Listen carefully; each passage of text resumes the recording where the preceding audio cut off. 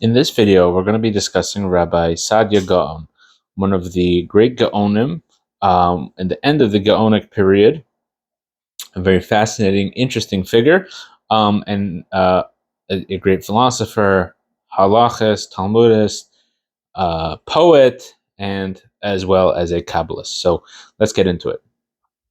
Rabbi Saadia Gaon was a descendant of Rabbi Hanina ben Dosa, as well as a descendant of Shelah, the son of Yehuda, one of the tribes.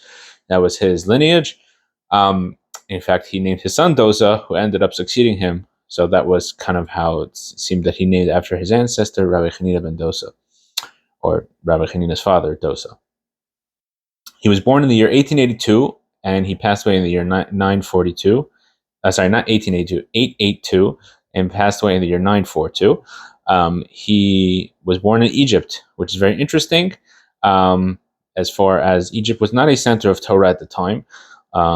Quite the contrary, the centers of Torah were the land of Israel, and mostly in Babylon, that's where most of the yeshivas resided at that time, and later started to move towards Spain and Germany and Europe. So let's see how he grew up. We don't know much about his youth. He obviously must have studied mostly on his own because, like we said, there was not really a center of Torah. His father was not known to be any kind of scholar of any note, at least that we know of. Seems like he was a pretty simple person, so it seemed that he was mostly self-educated. He probably had some teachers, obviously, but not that we know of.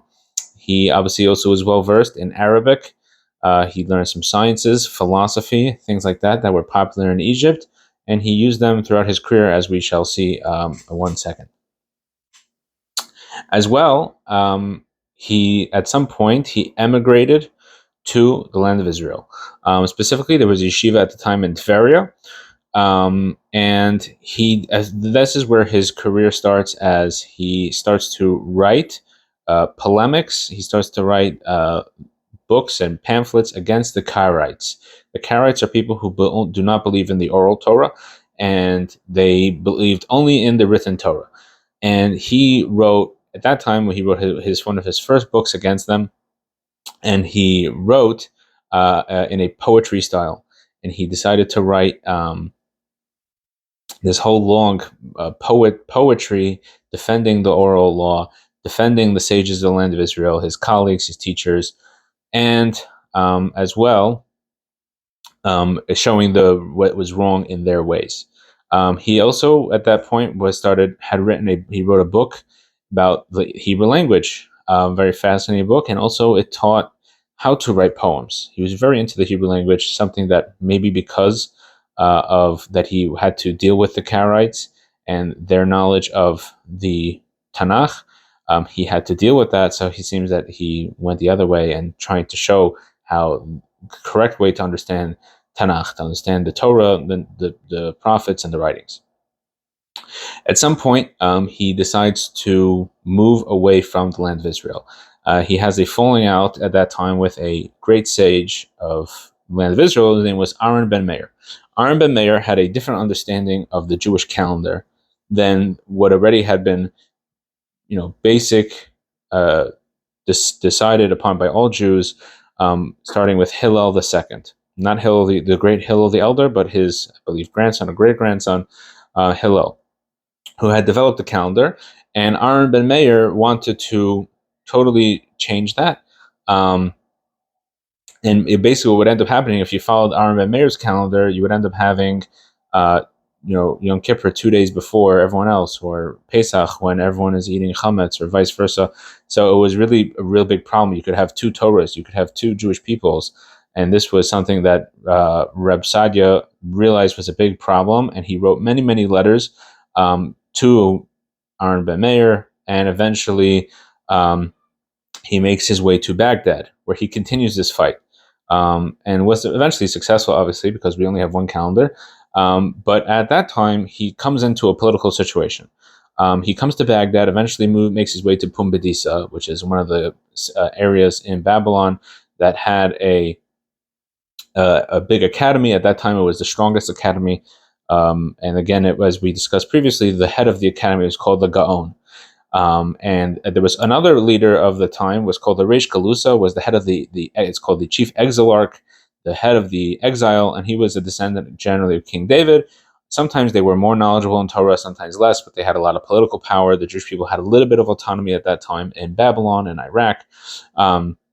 So what happens is, at that time, the previous Gaon passed away in Pomedisa, and the rabbis wanted one person, or the students, I should say, wanted one person to be installed, and the exilarch, the Reish Galuta, wanted, whose name was David ben Zakkai, he wanted someone else to be installed, and his person who was going to be installed happened to agree with with and the majority of the rabbis agreed with Rav Saadia, and the one who had been kind of pushed aside by the Reish Galuta, by this political leader, David Ben Zakkai, he agreed with Aharon Ben Meir. So it was perfect situation where now you had a political situation where the chief exilarch, the Reish Galuta, is pushing for Rav Saadia to become a great person who is going to now be, in other words, put him in a place of leadership, so that way he will promote his candidate,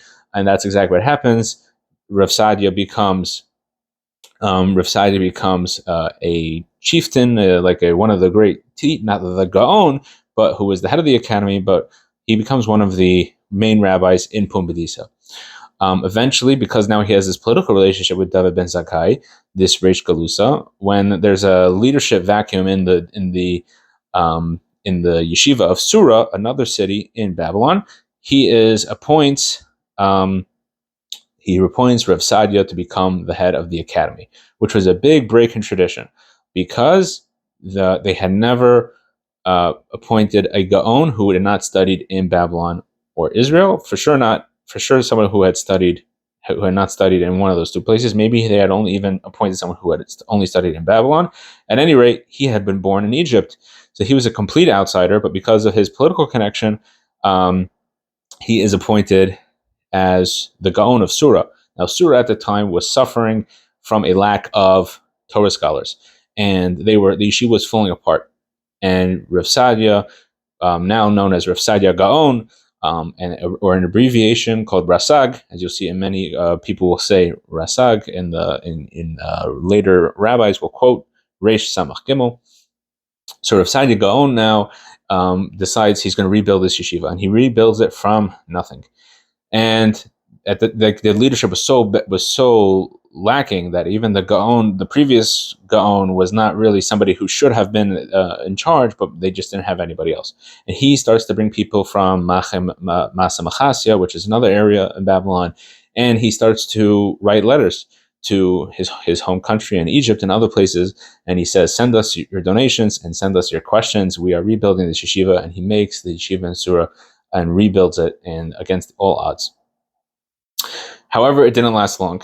Eventually, the Reish Galuta sends a letter to Rav Saadia Gaon, and he says, please sign on a Torah matter.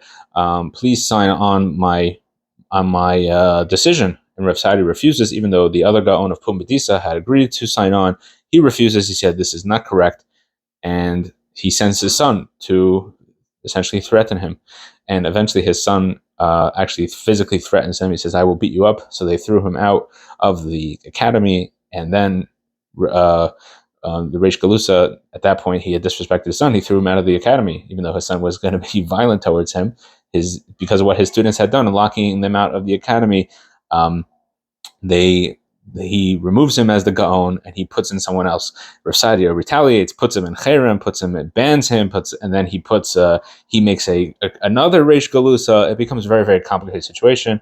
Many, many years later, eventually they have a reconciliation where the Reish Galuta and Rav Saadia were supposed to be judges on a dispute together, and because of what the Reish Galuta ends up doing to Rav Saadia Gaon, he ends up trying to he whipped this person. He gave lashes to the person who had asked that Rav Saadia sit be a judge in a court case, because he whipped him, this poor guy who just wanted somebody to represent him.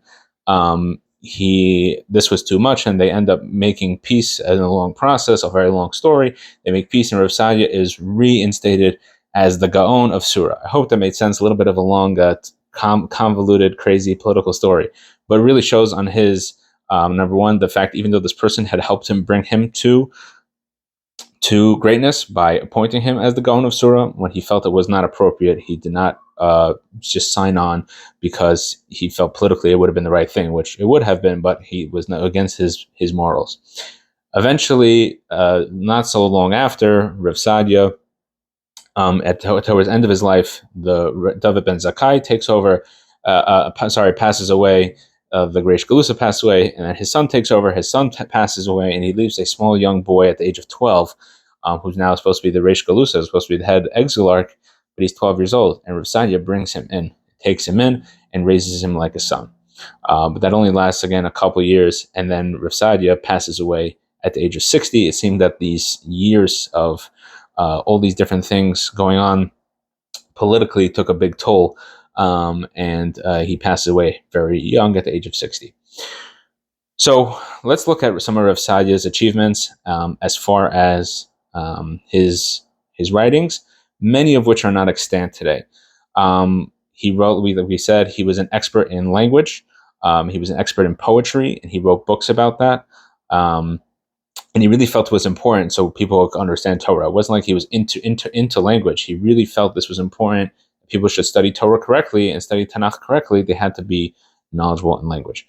He also wrote many books of halacha, most of which are not extant, but he wrote these, I don't know if you call them books, but pamphlets, and he basically every section, the halachot of Isser v'Heter, of things that are permitted and permissible food-wise, and laws of marriage, and laws of, he wrote a lot about legal things to do with land, because a lot of the Jews in that area owned land and were involved in contracts. So he wrote a lot about on that topic. He also, like we said, wrote a lot of polemics, a lot of criticism and fighting against the Karaites.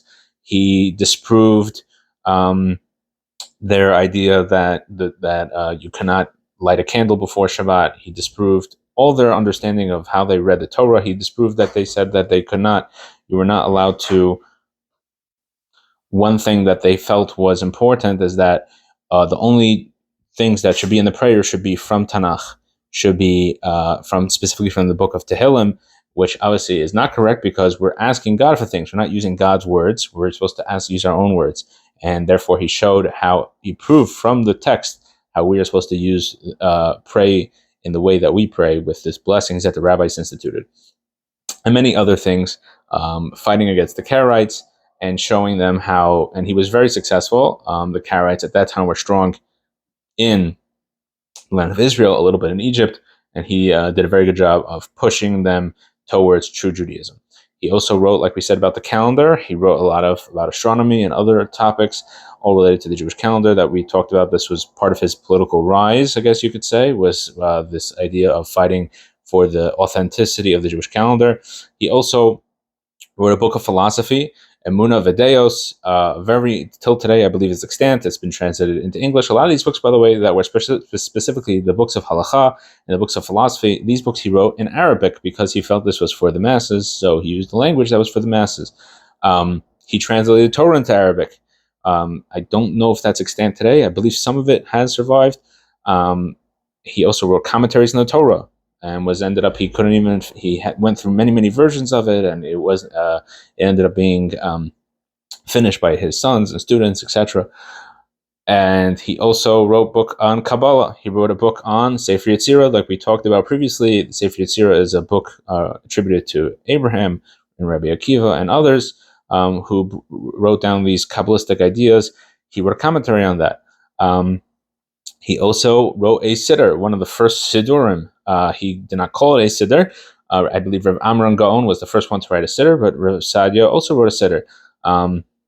A very interesting style, because at that time, one of the big debates was how many piyutim, which is like poem-like prayers, should we add into the prayer service. The rabbis in land of Israel felt that there should be more, and the rabbis in Babylon felt there should be none. So he started putting in, he made a compromise. He put in some and not others. He was specific about which ones, and very interesting style. He also had a book of mitzvahs. It becomes what are the 613 mitzvahs? So there are many rabbis, including Rabbi Saadia Gaon, that wrote a book on the Sefer Mitzvahs. I don't believe those are extant, but again, these are mentioned in the early commentaries. They mention Rabbi Saadia Gaon's teachings. He also was very involved in the community and answering halacha questions, as we mentioned previously, and really his legacy is that of rebuilding Judaism in a time when Judaism was on the down, where there was a lack of leadership. He was somebody who was an outsider, and he comes in and rebuilds, and is also kind of the blueprint for Judaism of what will later be in Spain, where there's this kind of dichotomy of, at the one hand, being very well versed in Arabic and sciences and language, and on the other hand, being also extremely adept in Torah study and tradition. So he's kind of the founder, or one of the first of that era, to be involved in that and rescuing Judaism in that way, by combining these ideas and using it to spread Torah.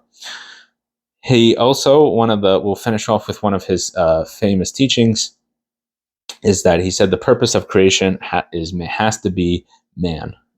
The purpose of the world has to be man, and therefore, he continues, therefore the purpose of the purpose of creation and the ultimate of that is the coming of Mashiach, because Mashiach is that every man should listen to God, and that is what Mashiach is: man in the flesh, in this world, and in a godly way, and listening to God and doing what God wants. So just a little bit of an overview about Rav Saadia Gaon. If you have any questions, comments, something I should have said or could have said, or a mistake that I made, please put in the comments. We love the feedback. Thank you very much for watching, and we'll see you in the next video.